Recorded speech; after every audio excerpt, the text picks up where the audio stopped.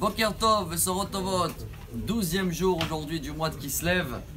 Message et une halakha du jour extraordinaire à ne pas manquer parce qu'en ce moment on est dans l'histoire de Yaakov. Elle commence à être un peu compliquée, ceux-là qui font les devoirs et qui vivent la paracha.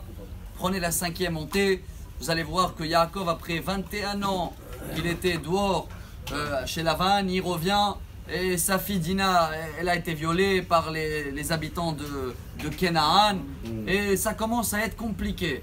Pour cela, tout de suite après, je suis toujours dans la même montée d'aujourd'hui, Yaakov décide de reprendre la promesse qu'il avait faite il y a 21 ans. On a parlé de ça il y a 3 ou 4 cours. Quand Yaakov il est parti vers Beersheva, il a dit Hachem, tu serais avec moi, je retourne, je vais te donner le maaser. Aujourd'hui, je ne parle pas du maaser de l'argent ou le maaser du temps, ça on a déjà parlé. Aujourd'hui, on va parler d'un Teilim extraordinaire. Bon, les Tunisiens, ils l'aiment spécialement parce que c'est Teilim 55. Voilà, et là-bas, il dit le roi David traduction, le soir, le matin et l'après-midi, je vais te remercier Hachem, car la prière, comme vous le savez très bien, le schéma, les initiales de Shachrit, Mincha, Arvit, on a Abraham, Yitzhak et Yaakov. Aujourd'hui, je vais parler de ce que Yaakov il a repris, réinstauré dans la paracha, et que peut-être certains de nous oublient des fois de faire Arvit.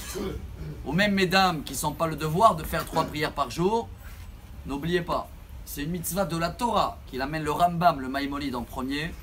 Chayav kol adam, chacun, homme et femme, beshorvecha ou kumecha, le soir avant qu'il va aller dormir et le matin quand il se lève, de faire le schéma. Ceux-là qui le font dans la prière, donc le schéma de soir à Arvit et le schéma du matin Shacharit, parfait. Mais ceux-là qui n'ont pas pu faire la prière, ou parce qu'ils n'ont pas le devoir, ou parce qu'ils sont fatigués, etc.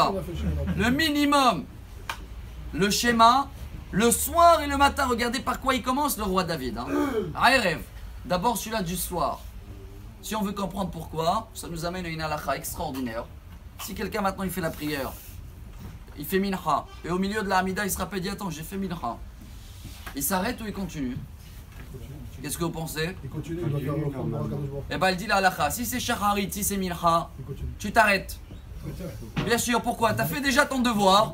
Tu ne peux pas refaire 2 fois, tu vas faire le devoir. Ça montre que tu n'es pas précis. Par contre, si tu trouves Arvit, tu es en train de faire Arvit, d'un coup tu dis oulala, je fais Arvit. Qu'est-ce qu'elle te dit la halakha? Continue Arvit. Tu termines. Pourquoi? Arvit c'est Nedava. Je vais dire avec mon français qui n'est pas terrible, c'est bonus, c'est un cadeau pour Hachem. Alors comme on a toujours comparé ces 3 prières à 3 repas par jour, je pense que le plus important, le plus agréable, c'est celui-là du soir. Tous les fêtes sont le soir, c'est là où on a le temps. On prend le temps et même si quelqu'un il va dire non j'ai déjà mangé, quand le repas est très bon ou il y a un bon dessert, il va reprendre. Considérez que la prière comme un bon repas et le schéma comme un bon dessert pour avoir une très bonne nuit tous les soirs. Et pour avoir une très bonne journée, on se rappelle la paracha de Yaakov, on fait pareil. On ne va pas dormir avant le schéma. On ne commence pas la journée avant le schéma. Et si on peut rajouter le Harvit, on est déjà à 4 minutes, mais ça vaut la peine pour Yaakov. Si on arrive de le faire, chers amis, on a une garantie d'avoir la protection de Yaakov dans tous les chemins qu'on va prendre. Amen.